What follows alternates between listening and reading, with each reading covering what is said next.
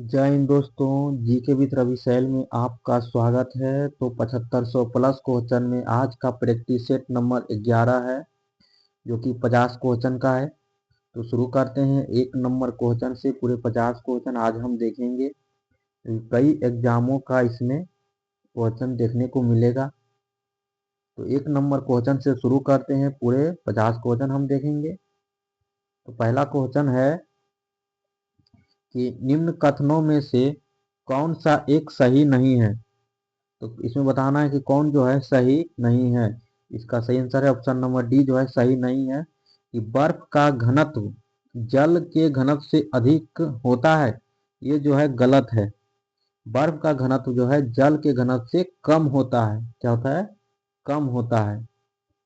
तो और पहला ऑप्शन है कि जल को जब जल का वाष्पदाब वायुमंडलीय दाब के समान हो जाता है, तब जल का क्वथन प्रारंभ हो जाता है। ये तो है सही है पहला ऑप्शन। दूसरा ऑप्शन है कि जल सार्वत्रिक विलायक के रूप में जाना जाता है। ये भी जो है दूसरा भी ऑप्शन सही है।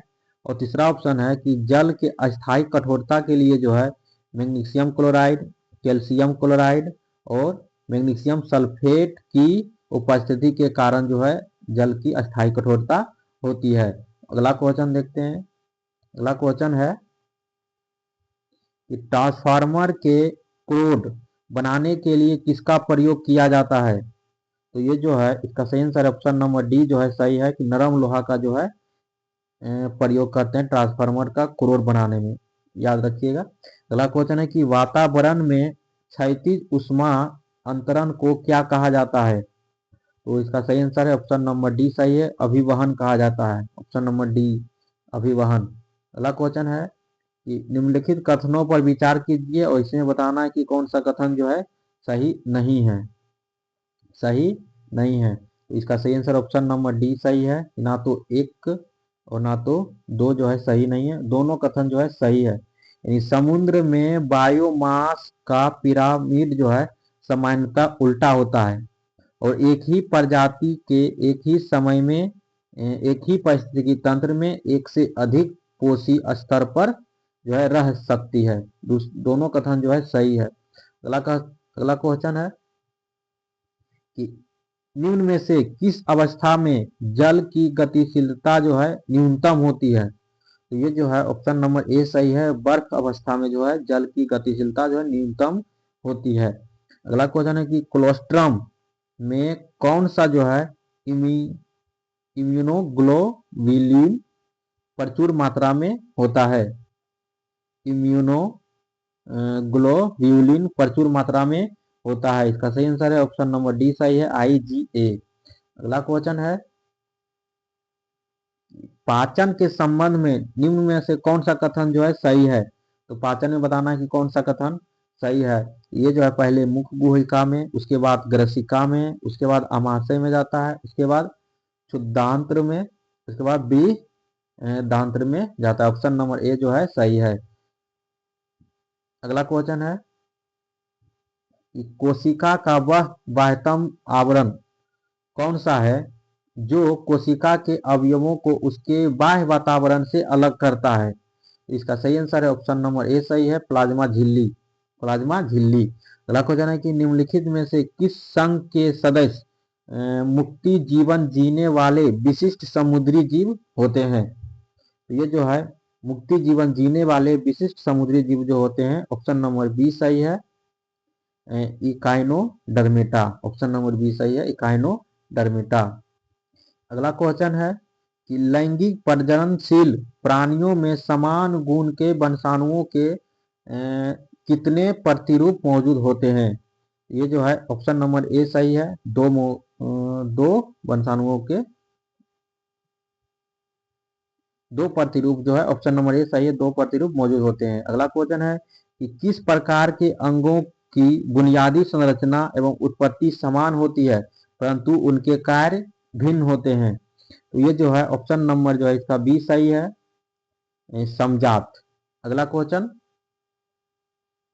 कि किस संघ के सभी जंतु खारे जल में पाए जाते हैं। किस संघ के सभी जंतु खारे जल में पाए जाते हैं? इसका सही आंसर है ऑप्शन नंबर ए सही है। संघ जो है पोरीफेरा, पोरीफेरा। 13 नंबर क्वेश्चन है कि निम्नलिखित कोशिका अंगकों में से कौन सा पादप कोशिका में पाया जाता है परंतु जंतु कोशिका में नहीं पाया जाता है? तो इसका सही आंसर है ऑप्शन नंबर ए सही है, हरित लवक। हरित लवक सिर्फ पादप कोशिका में पाया जाता है। और अगला क्वेश्चन है निम्नलिखित में से प्रोटोजोआ नहीं है, कौन सा जो है इसमें निम्नलिखित में से प्रोटोजोआ नहीं है? तो ये जो है ल्यूकोसोलिन, ये जो है प्रोटोजोआ नहीं है।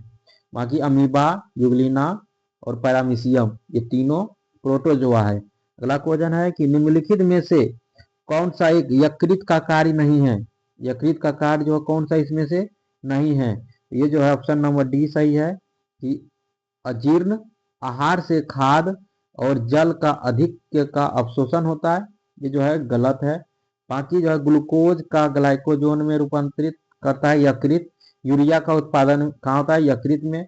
और दवाओं का विषाक्त पदार्थ का विनिमय कहाँ होता है? तो यकृत में होता है। अगला क्वेश्चन, अमोघ वर्ष किस वंश से संबंधित है? अमोघ वर्ष जो है किस वंश से संबंधित है? ये जो है राष्ट्रकूट से वंश से संबंधित है, Rashtrakuta, option number B. 17 number question है कि भारत में किसके शासन काल में सबसे पहले राजनीतिक एकता पाई गई है? सबसे पहले राजनीतिक एकता किसके काल में पाई गई है? तो ये जो है मौर्य वंश के शासन काल में पाई गई है, मौर्य वंश, ऑप्शन नंबर डी जो है सही है। अगला क्वेश्चन है, महान जैन विद्वान हेमचंद्र किसकी सभा को अलंकृत करते थे? महान जैन विद्वान हेमचंद्र किसकी सभा को अलंकृत करते थे? ये जो है सही ऑप्शन है, सी नंबर सही है, सी ऑप्शन, जय सिंह सिद्धराज, जय सिंह सिद्धराज। अगला क्वेश्चन है कि निम्न में से किसे शेख उल हिंदी की पदवी प्रदान की गई थी? तो शेख उल हिंद जो है किसको प्रदान की गई थी? इसका सही आंसर है ऑप्शन नंबर बी सही है, Shaikh Salim Chishti, option number B सही है, शेख सलीम चिश्ती। अगला क्वेश्चन, इसे मिलान करना है तो बताना है कि सूची 1 को सूची 2 के साथ मिलाना है। तो इधर राजवंश है, इधर राज्य क्षेत्र, किस राज्य क्षेत्र से संबंधित था? तो इसमें देखते हैं तो चोल जो था, चोल यानी तमिलनाडु राज्य में था, यानी 1 डी का 4 2 गो में। तो पहला देखते हैं गुर्जर प्रतिहार। तो गुर्जर प्रतिहार जो था ये राजस्थान और गुजरात राज्य क्षेत्र से था। और है राष्ट्रकूट जो थे ये पश्चिम दक्कन में थे। और पाल, इसका शासनकाल जो किधर था? तो बंगाल के तरफ, बंगाल। अगला क्वेश्चन है, यानी इसका ऑप्शन नंबर डी सही हो जाएगा, ऑप्शन नंबर डी। अगला क्वेश्चन है कि निम्न सूफियों में किसने कृष्ण को औलिया के स्वरूप माना था? कृष्ण के औलियों का जो है स्वरूप किसने माना था? इसका सही आंसर है Shah Mohammad Ghaus, option number A सही है, शाह मोहम्मद गौस। अगला क्वेश्चन है कि फुतुह अस सलातीन नामक ग्रंथ के लेखक कौन है? फुतुह अस सलातीन नामक ग्रंथ के लेखक कौन है? ये जो है ऑप्शन नंबर बी सही है, अब्दुल मलिक इस्लामी, अब्दुल मलिक इस्लामी। अगला क्वेश्चन है कि उदयगिरी गुफा लेख में किस गुप्त शासक के विजयों का उल्लेख है? उदयगिरी गुफा अभिलेख में जो है किस गुप्त शासक का विजयों का उल्लेख है? ये जो है चंद्रगुप्त द्वितीय, ऑप्शन नंबर सी सही है, चंद्रगुप्त द्वितीय। अगला क्वेश्चन है कि भारत का प्रथम महिला विश्वविद्यालय कौन सा था? तो भारत में प्रथम महिला विश्वविद्यालय जो था, तो ये जो है ऑप्शन नंबर डी सही है कि SNDT महिला विश्वविद्यालय, SNDT महिला विश्वविद्यालय। अगला क्वेश्चन है कि 1930 में किसके गिरफ्तारी के कारण लोगों ने पेशावर की सड़कों पर प्रदर्शन करना जो है अपना गुस्सा व्यक्त किया था? तो ये जो है अब्दुल गफ्फार खान की गिरफ्तारी के कारण लोगों ने पेशावर की सड़कों पर प्रदर्शन कर अपना गुस्सा व्यक्त किया था, ऑप्शन नंबर ए सही है। अगला क्वेश्चन कि 1916 में महात्मा गांधी ने किसे प्रेरित करने के लिए बिहार के चंपारण की यात्रा की थी? ये जो है ऑप्शन नंबर डी सही, किसानों को प्रेरित करने के लिए बिहार के चंपारण की यात्रा की। ऑप्शन नंबर डी, किसानों को। अगला क्वेश्चन है कि 1857 के विद्रोह के प्रमुख कारण में कौन सा शामिल जो है नहीं है? कौन सा शामिल जो है नहीं है? तो ये जो है ऑप्शन नंबर डी, भारतीयों और अंग्रेजों के बीच अंतर्विवाह पर रोक लगाने वाले कानून, ये जो है सही नहीं है, शामिल जो है नहीं है। बाकी शिक्षा की प्रणाली, विधवा पुनर्विवाह अधिनियम, अफगानिस्तान में भारत सिपाहियों का प्रेषण, ये तीनों शामिल है। अगला क्वेश्चन है कि निम्नलिखित में से कौन सी सिफारिश साइमन कमीशन की नहीं है? कौन सी सिफारिश जो है साइमन कमीशन की नहीं है? ये जो ऑप्शन नंबर डी सही है कि सांप्रदायिक निर्वाचन क्षेत्र को रद्द करना साइमन कमीशन से संबंधित नहीं है।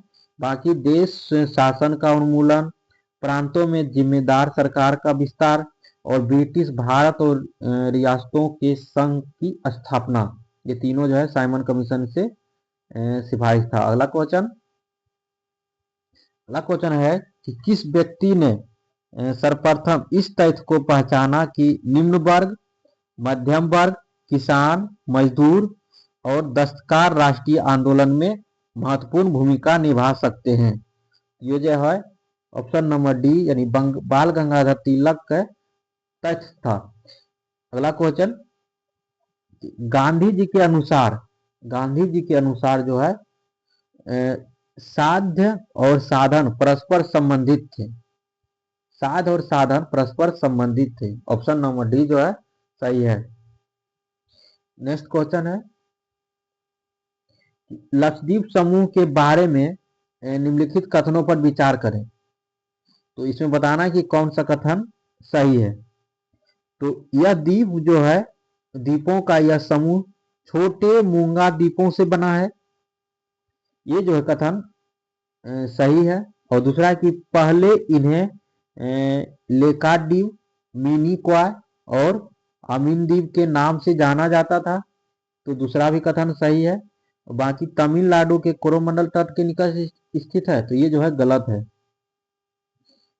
यह जो है केरल के तट मालाबार तट के निकट स्थित द्वीप समूह है, यानी इसका सही आंसर हो जाएगा ऑप्शन नंबर बी, यानी पहला कथन और दूसरा कथन सही है। ऑप्शन नंबर बी जो है सही है। अगला क्वेश्चन, श्री हरिकोटा द्वीप बंगाल की खाड़ी को पृथक करता है, तो ये जो है पुलिकट झील से जो है अलग करता है। श्री हरिकोटा द्वीप को बंगाल खाड़ी के अलग करता है कौन? तो पुलिकट झील। अगला क्वेश्चन है कि वीती लेबू एवं वानुआलेबु द्वीप कहाँ है?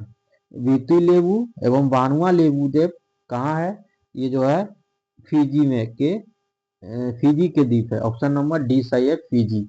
अगला क्वेश्चन कि भारत के पूर्वोत्तर राज्यों की सीमा कुल कितने देशों के साथ मिलती है? ये जो है 5 देशों के साथ मिलती है। ऑप्शन नंबर सी सही है, 5 देशों के साथ। अगला क्वेश्चन है, इसमें बताना है कि राष्ट्रपति द्वारा नियुक्ति अंतर्जातीय परिषद के प्रमुख कार्य क्या है? तो इसका सही आंसर ऑप्शन नंबर डी सही है, उपयुक्त में से सभी सही है। पहला ऑप्शन है कि राज्यों के मध्य उत्पन्न विवादों की जांच करना और उन पर परामर्श देना, ये जो है सही है। और कुछ या सभी राज्यों अथवा एक से अधिक राज्यों के समान हित से संबंधित विषयों की जांच कर विचार विमर्श करना, दूसरा ऑप्शन भी सही है। और उपयुक्त विषयों और विशेषकर इनमें संबंधित नीति और कार्य के बेहतर समन्वय की सिफारिश करना, ये तीनों ऑप्शन सही है। अगला क्वेश्चन कि भारतीय संघ के अंतर्गत किसी राज्य को मिलाने का अधिकार किसके पास है? तो किसी राज्य को मिलाने का अधिकार किसके पास है? तो इसका सही आंसर है ऑप्शन नंबर सी सही है, संसद के पास है। किसके पास? संसद के पास। अगला क्वेश्चन है कि लोकतंत्र में एक कार्टूनिस्ट का काम है कि वह कार्टूनों के जरिए अपने अधिकारों का प्रयोग, आलोचना करे और व्यंग करने तथा राजनेताओं की गलतियों को ढूंढने के लिए करे। यह कथन किसका है? यह कथन जो है आर के लक्ष्मण यानी ऑप्शन नंबर सी सही है। अगला क्वेश्चन है कि भारतीय संविधान की मान्यता देता है, तो मान्यता देता है कि धार्मिक और भाषाई अल्पसंख्यक को। ऑप्शन नंबर सी सही है, धार्मिक और भाषाई अल्पसंख्यक को। अगला क्वेश्चन है कि निम्नलिखित में से कौन सा जो है जनता द्वारा प्रत्यक्ष रूप से नहीं चुना जाता है, तो जनता द्वारा प्रत्यक्ष रूप से इनमें से कौन सा जो है नहीं चुना जाता है, ये जो है जिला परिषद सॉरी नहीं चुना जाता है। ऑप्शन नंबर सी सही है, जिला परिषद अध्यक्ष को जो है प्रत्यक्ष रूप से नहीं चुना जाता है। बाकी ग्राम प्रधान और पंचायत समिति के अक्ष सदस्य और जिला परिषद के सदस्य को डायरेक्ट चुनते हैं। अगला क्वेश्चन, भारतीय संविधान के निम्नलिखित में से जो है किस अनुच्छेद के अंतर्गत केंद्र सरकार और राज्य सरकारों की योजना की सहायता प्रदान करती है, ये जो है ऑप्शन नंबर ए सही है, अनुच्छेद 275। अगला है कि नामीब मरुस्थल कहाँ स्थित है, नामीब मरुस्थल जो है कहाँ स्थित है, ये जो अफ्रीका, कहाँ स्थित है, अफ्रीका महादेश, यानी 41 नंबर का बी ऑप्शन सही है। अगला क्वेश्चन है कि राजस्थान का प्रसिद्ध पुष्कर मेला एक वर्ष में कितनी बार आयोजित होता है, तो राजस्थान का पुष्कर मेला जो है एक वर्ष में एक बार, यानी ऑप्शन नंबर ए सही है, एक बार एक बार आयोजित होता है। अगला क्वेश्चन है कि राष्ट्रीय आपदा प्रबंधन प्राधिकरण का अध्यक्ष कौन होता है, राष्ट्रीय आपदा प्राधिकरण का जो है अध्यक्ष कौन होता है, तो ये जो है प्रधानमंत्री होता है। ऑप्शन नंबर ए सही है, प्रधानमंत्री। अगला क्वेश्चन, निम्न में से कौन सा संयुक्त राष्ट्र सतत विकास लक्ष्य जिम्मेदारी पूर्ण खपत और उत्पादन से संबंधित है, ये जो है SDG 12 जो है से संबंधित है।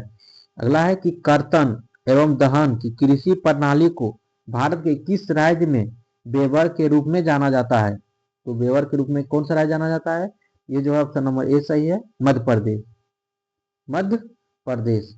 अगला क्वेश्चन है कि कौन सा फसल पीला सोना के रूप में प्रसिद्ध है, तो पीला सोना के रूप में प्रसिद्ध है सरसों, ऑप्शन नंबर सी सही है, सरसों। अगला क्वेश्चन कि पूंजीवादी अर्थव्यवस्था की पद्धति किसको बढ़ावा देती है, तो पूंजीवादी अर्थव्यवस्था की पद्धति किसको बढ़ावा देती है, ये जो है मुक्त उद्यम और प्रतिस्पर्धा को। ऑप्शन नंबर डी सही है, मुक्त उद्यम तथा प्रतिस्पर्धा को। अगला क्वेश्चन है कि किसने कहा जाता है कि अच्छा बैंकर वह है जो बंधक और किसके बीच अंतर को जानता है, ये जो है ऑप्शन नंबर बी सही है, विनिमय पत्र, यानी अच्छा बैंकर वह होता है जो बंधक और विनिमय पत्र के बीच अंतर को जानता है, वही अच्छा बैंकर होता है। अगला क्वेश्चन कि किस अभिक्रिया द्वारा ऑक्सीजन बाहरी वातावरण से पौधों की कोशिकाओं तक पहुंचता है, ये जो है विसरण प्रक्रिया द्वारा, विसरण, ऑप्शन नंबर ए सही है, विसरण। अगला क्वेश्चन है कि पृथ्वी के वायुमंडल में तीसरी सबसे प्रचुर मात्रा में गैस कौन सी है, ये जो है आर्गन है, ऑप्शन नंबर ए सही है, आर्गन। आगे कुछ टेस्ट दिया हुआ है, इसे भी पढ़ते हैं। यजुर्वेद के बारे में है, यजुर्वेद, तो इसके जो है ऋचाओं को पढ़ने वाले को अधर्वयु कहा जाता है, क्या कहा जाता है, अधर्वयु कहा जाता है। दूसरा पॉइंट है कि यज्ञों के नियमों एवं विधि विधानों का संकलन मिलता है। और तीसरा बिंदु है कि इस वेद में बलिदान विधि का उल्लेख भी है, बलिदान विधि का उल्लेख भी है। इसे जो है गद एवं पद दोनों में है, यह जो है गद एवं पद दोनों में जो है आयुर्वेद है। अगला है कि सामवेद, तो सामवेद में क्या है, इसके ऋचाओं को पढ़ने वाले को उद्धात्री कहा जाता है, उद्धात्री कहा जाता है। और इस वेद को भारतीय संगीत का जनक कहा जाता है, किसे, सामवेद को भारतीय संगीत का जनक सामवेद। अगला क्वेश्चन है अथर्ववेद, अथर्ववेद के बारे में है कि इसी वेद में जो है सर्वप्रथम औषधि का उल्लेख मिलता है, औषधि का उल्लेख जो है अथर्ववेद में ही मिलता है। और इसमें सभा एवं समिति को प्रजापति की पुत्रियां कहा जाता है, सभापति को प्रजापति की पुत्रियां कहा गया है। इसी वेद में। अगला क्वेश्चन है, नोट में लिखा हुआ है कि सबसे प्राचीन वेद ऋग्वेद एवं सबसे बाद का वेद जो है अथर्ववेद है। और यजुर्वेद तथा सामवेद में किसी भी विशिष्ट ऐतिहासिक घटना का वर्णन नहीं मिलता है। वेदों की संख्या कितनी है? तो 4 है। वेदांत की संख्या कितनी है? तो 6 है। और पुराणों की संख्या 18 है। और उपनिषद की संख्या 108 है। ऋग्वेद के बारे में भी जानते हैं। तो यह जो है सबसे प्राचीन वेद है। ऋग्वेद जो है सबसे प्राचीन वेद है। और इस वेद के ऋचाओं को पढ़ने वाले को होत्री कहा जाता है। क्या कहा जाता है? होत्री। और इस वेद के तीसरे मंडल में जो है गायत्री मंत्र का उल्लेख है। तीसरे मंडल में गायत्री मंत्र का उल्लेख है। और इस वेद के 9वें मंडल में सोम देवता का उल्लेख है। सोम देवता का उल्लेख है। और इस वेद में 10वें मंडल में जो है 4 वर्ण ब्राह्मण, क्षत्रिय, वैश्य और शूद्र का उल्लेख है। अगला पॉइंट है कि इस वेद में इंद्र के लिए 250 एवं अग्नि के लिए 200 ऋचाओं की रचना की गई है। और अगला पॉइंट है कि गोत्र शब्द का सर्वप्रथम उल्लेख इस वेद में किया गया है। गोत्र का जो है शब्द सर्वप्रथम उल्लेख इसी वेद में किया गया है। और इस वेद में गाय के लिए अघन्य शब्द का प्रयोग किया गया है। अघन्य शब्द। अब अगले सेट हम अगले वीडियो में देखेंगे। तब तक जय हिंद, जय भारत।